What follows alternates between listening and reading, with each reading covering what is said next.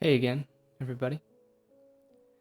Today, I want to talk about Stoicism, and the title is "The Obstacle and the Way," which is a different way, or pretty much a uh, non-way of saying the quote by Marcus Aurelius of that the obstacle is the way.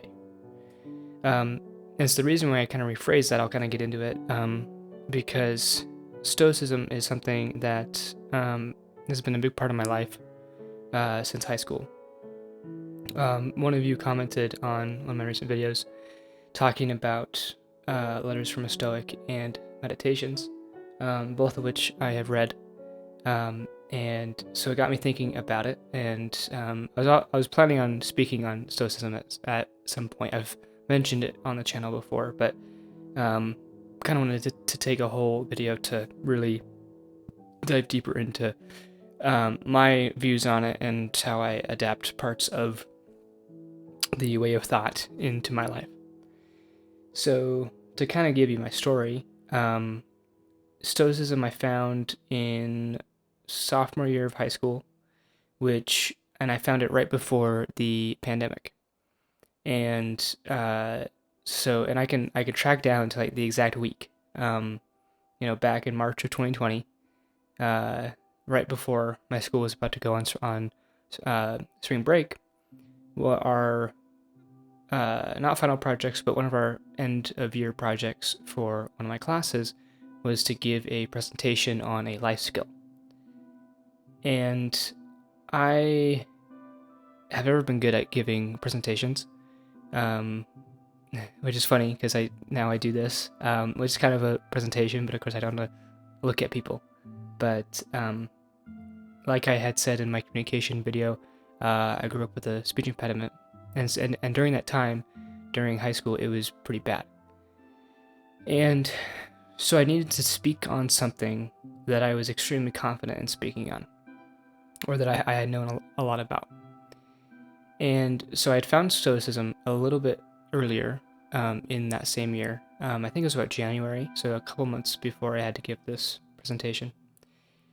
And during that time in my life, there was a lot of pressure for, at least on myself, that I was putting on myself and kind of from a couple other people, of kind of what my life was going to look like after high school. My brother had just graduated. He was trying to figure things out.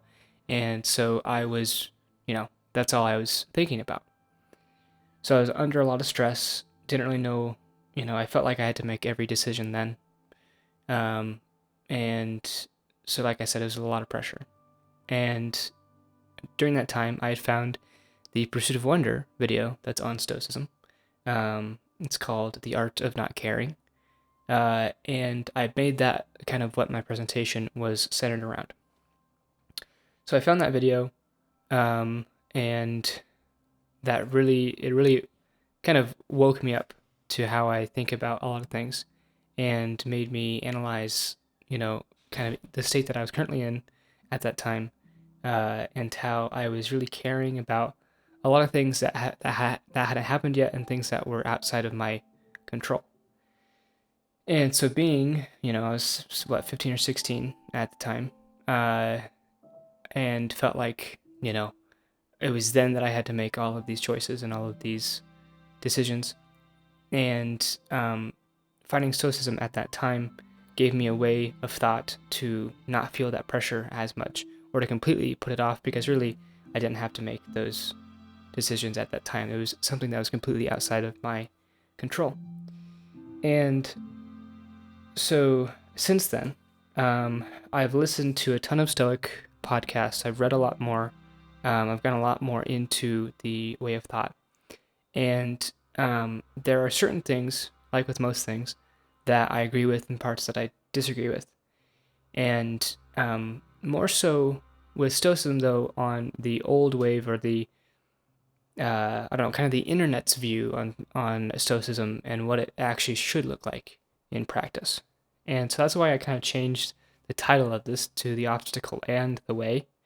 And not that I disagree with Marcus's quote that the obstacle is the way, because the obstacle is the way. You're going to find things that are obstacles for you, but you have to get past those things. However, I say the obstacle and the way because I think that there are many times it's easy to kind of view the modern Stoic or the modern Stoic way of thought from kind of these cold, callous, non-feeling internet figures that you think kind of might represent what Stoicism is. Because when people think of the word Stoic, they think of, something unmoving, something unchanging. And it can often, when people say that, yeah, I practice Stoicism or I'm into it, that it can be a lack of emotion, that person doesn't feel as much. But it's really the exact opposite. Stoics feel just as much. It's more of a control of the reaction to that feeling. And so I say, to go back to the title, The Obstacle and the Way, I think that there's going to be a first time that you face certain obstacles, and that's going to be along your way. So the obstacle is going to be the way, I would say most of the time. However, you shouldn't seek, I think a lot of people seek to be victims or seek hardship to have an excuse, which most hardship is unavoidable. But I think there's a modern Stoic view, kind of the internet Stoic, you could call it, where it's more of a victim mentality of, oh, I've been through all of these things, I'm going to become cold and hard, and I'm not going to express, I'm not going to feel things, I'm going to just numb everything. And it's that's not the right way to think about it. And so the obstacle is the way until you've overcome it. And once you've overcome it, then that's an obstacle and you have the way. So don't go back to that obstacle and do it again, because you've already overcome it. And so this is, I guess what I'm getting at more so is habit and, getting past certain things and not going back down the same road, because the path only moves forward. And so, kind of applying this to my life currently, I just got out of a toxic relationship, and I'm definitely in a much better place now. The waves come and go of kind of the leftover pains from it, but my guard is up higher for sure, when it comes to meeting new people. But what I'm trying to not let that compromise is just who I am. I'm trying to continue to be as genuine to myself as I can. And it's really hard sometimes to not try to put up those walls because I'm scared of being hurt again. And so I've already overcome that obstacle that was that toxic relationship. So I can look to the future and see when I meet new people what those red flags are, what those green flags are, and what I've learned from this previous obstacle. So now that obstacle was there, I got past it, and that obstacle is now a separate thing from my current way, you could say. So that's kind of what I'm trying to get at here. And I know it's not something you can just say and it's going to, with all of Stoicism, with all of any school of thought, you can't just say it to somebody and expect that they're instantly going to apply it, or that it's instantly going to work. And I know that certainly hasn't happened for me. I am terrible at being consistent, and like I said, it's waves. And I'll have some days where I am extremely aware of my emotions and aware of how I'm reacting to things, and I'm able to kind of control it and dial back or dial in as much as I need to. But there's other days where I'm a little bit out of it, and I'm a little bit airy, and I'm not quite there, not quite present. and I don't quite think about, what I'm saying or what I'm doing as specifically. And um, yeah, but to kind of bring it all back, Stoicism is, I think, it is a excellent school of thought, and I think everybody should research it at one point or another, and definitely read meditations, and kind of think of it for how you can apply those things into your own life, because the way that you practice those things is going to look different for each person, and really that goes for any kind of way of thinking. It's going to look different for each person. So something to keep in mind.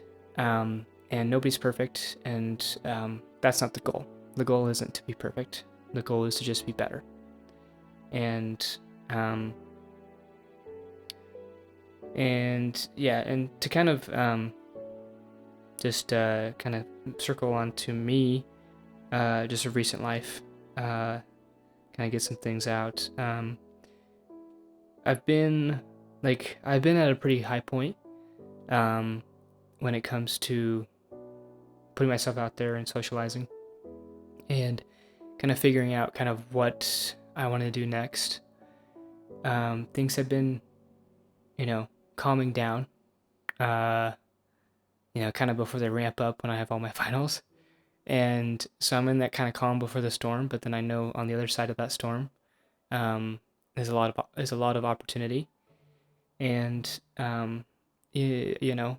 when my preparation meets that opportunity, then I know good things will happen.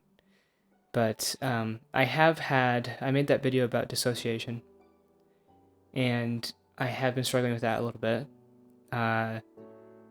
It's been difficult to be completely present when I'm talking to other people, and it is difficult. It's really hard to kind of recognize when it's happening and be able to snap myself out of it.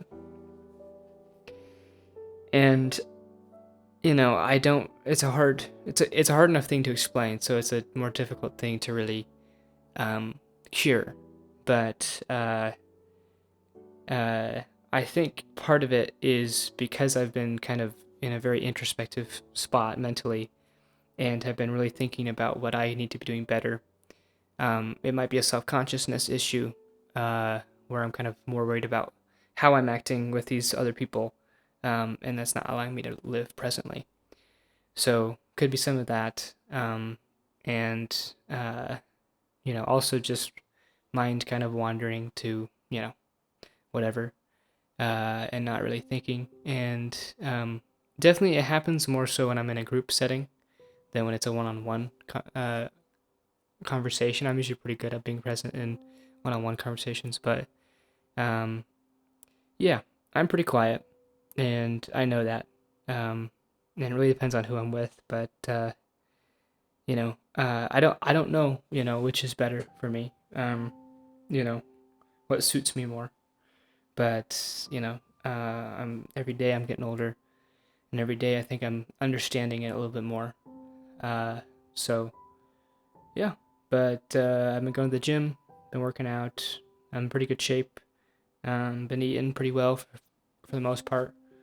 And trying to stay on top of things. So yeah, it's about where I'm at right now. But that'll be about it. Thanks for listening. Thanks for watching, and I'll see you in the next one.